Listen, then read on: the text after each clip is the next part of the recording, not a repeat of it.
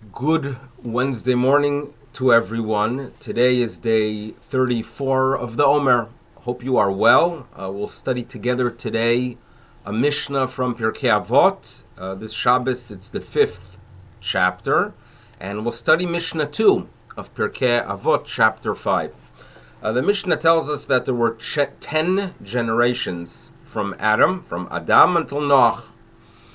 And what we are being told is that you should know that the Almighty is one that extends his wrath. In other words, when he is upset due to the misbehavior of humanity, he doesn't punish.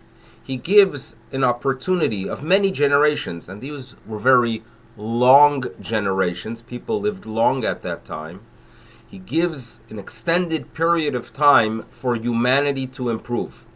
Unfortunately, the Mishnah tells us that these 10 generations came to the days of Noach, and what happens? Hevi alehem et me hamabul. Eventually there was a flood, the story we are familiar with from Parashat Noach.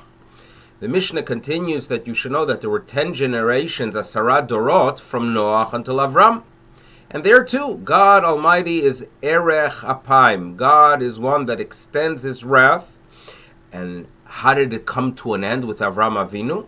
So we are told, Ba Avraham. Avraham came, V'kibel alav schar kulam. Avraham received the reward for all of them. So that's a very different ending, because the first part of the Mishnah tells us that, listen, they were no good for 10 long generations. God waited. Humanity should change. They didn't. Comes the flood. The second part of the Mishnah tells us that God waited, and then Avraham comes, and he received the reward. That's a very different ending.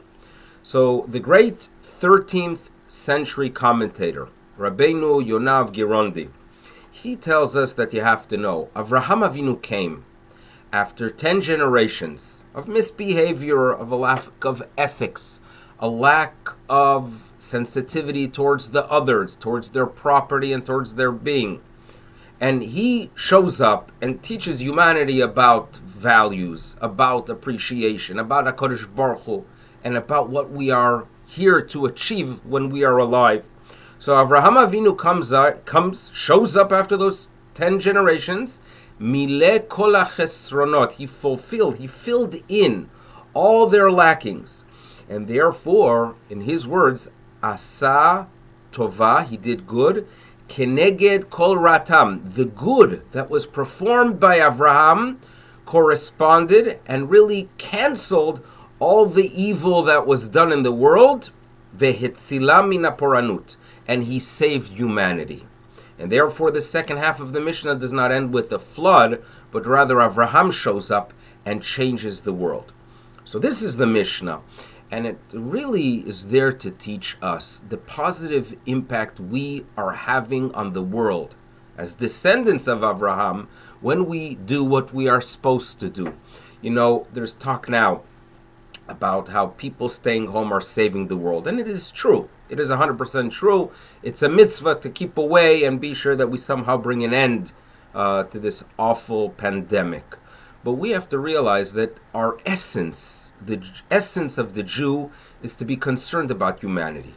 And this is what Rabbeinu Yonah is telling us, that when the Jew fulfills his mission, a life of Torah, Avodah, Gmilus Chasadim, where there's the study of Torah, where there's concern for others through acts of chesed, and Avodah with prayer, where we turn to the Almighty and ask Him in this situation to have mercy on humanity. When we do that, we are having a positive impact on the world. And we are like Avraham Avinu, and we're going to receive the reward that Avraham Avinu received. So let's remember that during this period of time, the positive impact we have on the world and the concern we have for humanity. That's what we are about. We understand that every single human being is created in the image of God. Tselem Elokim. HaKadosh Baruch Hu loves humanity, and we should love them. And after we have an understanding and an appreciation for that, we will value what we are doing day in, day out, even during times of challenge. We should hear good news. For now, have a wonderful day. Bye-bye.